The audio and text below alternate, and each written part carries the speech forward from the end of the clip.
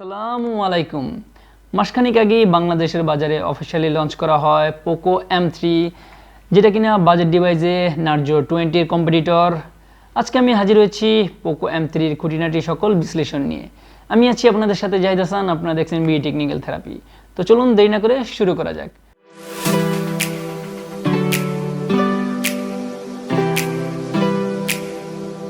প্রথমেই আসি এর লুক অ্যান্ড ডিজাইনে। এর লুক অ্যান্ড ডিজাইন নিয়ে যদি বলি, এর পিছনের লুকটা OnePlus 80 সাইবারপাঙ্ক এডিশন মনে করিয়ে দেয়। বলতে গেলে এটা গরিবের OnePlus 80 সাইবারপাঙ্ক এডিশন। এর পিছনের কিছু জিনিস আমার কাছে খুবই ভালো লেগেছে। প্রথমত এই ইয়েলো কালারটা আমার কাছে খুবই ভালো লেগেছে। নতুনত্ব একটি কালার, খুবই গর্জিয়াস একটি কালার। আর এর পেছনে হালকা ম্যাট ফিনিশ টাইপের দেওয়া হয়েছে। দূর থেকে বা কাছ থেকে দেখলে মনে হবে যে এতে লেদার ব্যবহার করা হয়েছে, আসলে এতে লেদার ব্যবহার করা হয়নি, এটি সম্পূর্ণ প্লাস্টিক বিল্ড। আর এটি যেহেতু ম্যাট ফিনিশ টাইপের দেওয়া হয়েছে, সেহেতু এতে অন হ্যান্ড ফিলও ছিল খুবই ভালো, ধরতে কোনো প্রবলেম ফেস করতে হয়নি। খুবই লাইট ওয়েট, ফোনটা খুবই মোটাসোটা একটি ফোন। তবে মোটাসোটা হলেও কি হবে, সম্পূর্ণ প্লাস্টিক বিল্ড হওয়ার কারণে ফোনটা খুবই হালকা। তো চলুন মেপে দেখি এর ওয়েট কত। এর ওয়েট 208 গ্রাম, তবে এতে গ্লাস প্রোটেক্টর লাগানো রয়েছে, যার কারণে এর ওয়েট 208 গ্রাম হয়েছে। গ্লাস প্রোটেক্টর বাদ দিলে এর ওয়েট 198 গ্রাম। সো 198 গ্রাম আমার মতে ঠিকই আছে। এছাড়াও এটি খুব মোটাসোটা একটি ফোন, 9.6 mm এর থিকনেস, যার কারণে আমার কাছে একটু বিরক্তিকর লাগে বা অড লাগে, দেখতে একটু আনইজি ফিল হয়। এখন আসি এর ডিসপ্লেতে। এর ডিসপ্লেতে ব্যবহার করা হয়েছে 6.53 ইঞ্চির ফুল HD প্লাস রেজুলেশনের IPS LCD dot drop display, যার পিক্সেল রেজুলেশন হচ্ছে 2340x1080। এর প্রোটেকশন হিসেবে ব্যবহার করা হয়েছে কর্নিং গোরিলা গ্লাস 3, শুধু সামনে। এর ফ্রেম ও পিছনে সম্পূর্ণ প্লাস্টিক বিল। আমার কাছে এর ডিসপ্লে কোয়ালিটি অ্যাভারেজ লেগেছে। অ্যাভারেজ লাগার অন্যতম রিজন হচ্ছে IPS LCD ডিসপ্লে। ডিসপ্লেটিতে কালার স্মুথ দেখা গেলেও কালার পর্যাপ্ত পরিমাণ ভালো ছিল না, তবে ডিসপ্লের শার্পনেস ভালো ছিল। আর আলো কম লাগার আরেকটি কারণ হচ্ছে এর ব্রাইটনেস। এতে মাত্র 400 নিট ব্রাইটনেস ব্যবহার করা হয়েছে, আমার মতে যা একটা স্মার্টফোনের জন্য কম। এখন আসি এর প্রসেসরে। বাজেট ডিভাইসে কোয়ালকম স্ন্যাপড্রাগনের প্রসেসর, তাও আবার 662 এর প্রসেসর, এটা বেস্ট ছিল আমার কাছে। পোকো M3-র সব থেকে ভালো পার্টি হচ্ছে এর প্রসেসর। এতে কোয়ালকম স্ন্যাপড্রাগনের 662 এর প্রসেসর ব্যবহার করেছে, যা কিনা 11 ন্যানোমিটার দ্বারা তৈরি অক্টা-কোর প্রসেসর, যা 4টি 2 GHz এর ক্রায়ো 460 গোল্ড ও 4টি 1.8 GHz এর ক্রায়ো 460 সিলভার। এছাড়াও এতে অ্যান্ড্রয়েড 10 এর সাথে MIUI 12 এর সাপোর্ট পেয়ে যাবেন। এটি দুইটি ভেরিয়েন্টই পেয়ে যাবেন, 464 ও 4128। 464তে ব্যবহার করেছে LPDDR4X এর সাথে UFS 2.1 ও 4128 ব্যবহার করা হয়েছে LPDDR4X এর সাথে UFS 2.2। আর 4128 এর মার্কেট প্রাইস 16,490 টাকা বাংলাদেশ অফিসিয়ালি, আর 464 মার্কেট প্রাইস হচ্ছে 14,990 টাকা অফিসিয়ালি। বাজারে এটি 3টি কালারে পেয়ে যাবেন, পোকো ইয়েলো, কুল ব্লু ও পাওয়ার ব্ল্যাক। আমরা এতে কিছু পারফরমেন্স টেস্ট করেছি, যেখানে এর গিগবেঞ্চে স্কোর এসেছে সিঙ্গেল কোর 307 ও মাল্টি কোর 1237। আমরা এতে কিছু গেমসও খেলেছি, যেহেতু কোয়ালকম স্ন্যাপড্রাগন 662 প্রসেসরটি মূলত একদম গেমিং প্রসেসর না, সেহেতু মোটামুটি এতে গেমস খেলা যায়। পাবজি স্মুথে হাই সেটিংসে খেলতে পারবেন, ব্যালেন্সে মিডিয়াম সেটিংসে খেলতে পারবেন, আর কোনো কিছু সাপোর্ট পাবেন না। অ্যাসফল্ট 9ও খেলেছি, মোটামুটি আমার কাছে ভালো লেগেছে, বাজেট ডিভাইস অনুযায়ী ভালো ছিল। তবে হিলিও G80 G90 যতটুকু পারফরমেন্স দিয়ে থাকে, কোয়ালকম স্ন্যাপড্রাগন 662 ততটা পারফরমেন্স দিতেছিল না। কিছুক্ষণ খেলার পর খুব ভালোই লেগ লক্ষ্য করেছি, খুব হিট হচ্ছিল মোবাইলটা।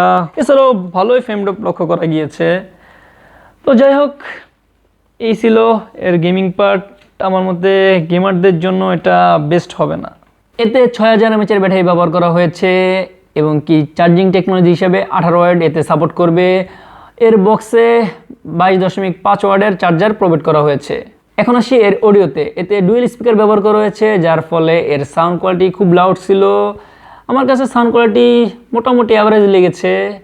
ডুয়েল স্পিকার হলেও উপরের যে স্পিকারটা আছে ততটা পাওয়ারফুল বা ততটা আমার কাছে ভালো লাগেনি, অ্যাভারেজ লেগেছে, অ্যাভারেজ কোয়ালিটি লেগেছে।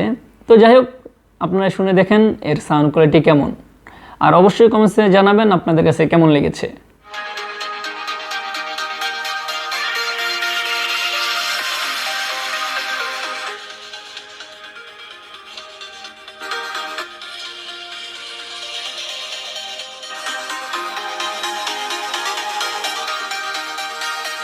এতক্ষণ পর্যন্ত আমাদের ভিডিও আপনাদের কাছে কেমন লেগেছে? যদি ভালো লেগে থাকে অবশ্যই আমাদের পুরো ভিডিওটা দেখবেন। পুরো ভিডিও দেখার পর যদি ভালো লাগে তাহলে লাইক করবেন, বন্ধুদের সাথে শেয়ার করবেন, ভালো না লাগলে ডিসলাইক বাটনে ক্লিক করে দিবেন। ডিসলাইক করার কারণ অবশ্যই কমেন্ট সেকশনে জানাবেন।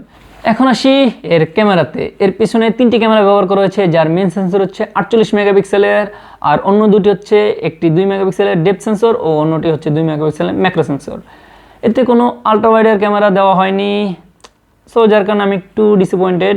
2 মেগাপিক্সেলের ম্যাক্রো ও 2 মেগাপিক্সেলের ডেপথ সেন্সর না দিয়ে যদি একটা আল্ট্রা ওয়াইড ক্যামেরা দিত আমার মতে তাও বেটার হতো, কারণ আল্ট্রা ওয়াইড ও মেন সেন্সরের মধ্যেই ম্যাক্রো ও ডেপথ সেন্সর দেওয়া যায়। কোম্পানিরা চাইলেই এই দুইটা ক্যামেরা বাদ দিয়ে আল্ট্রা ওয়াইড ক্যামেরা দিতে পারতো, বাট দিল না। অবশ্য না দেওয়ার কিছু রিজনও রয়েছে, কারণ আমরা কাস্টমারই চাই ক্যামেরা বেশি। ক্যামেরা যত বেশি দেখব তত আকর্ষণ বেশি হব, ক্যামেরা যত কম তত এটা ওল্ড ফ্যাশন, এটা ভালো না। তো যাই হোক, এর ভিডিওতে 1080তে 30 fps, 720তে 30 fps ভিডিও শ্যুট করতে পারবেন, স্লো মোশনে 720তে 120 fps এর ভিডিও শ্যুট করতে পারবেন। এর সামনে 8 মেগাপিক্সেলের ক্যামেরা ব্যবহার করেছে, এর সামনের ক্যামেরা দিয়ে 1080তে 30 fps এ ভিডিও শ্যুট করতে পারবেন। তো চলুন দেখে আসি এর ক্যামেরাতে কী কী অপশন রয়েছে বা কী কী ফিচার্স রয়েছে। এর কিছু ফটো স্যাম্পল।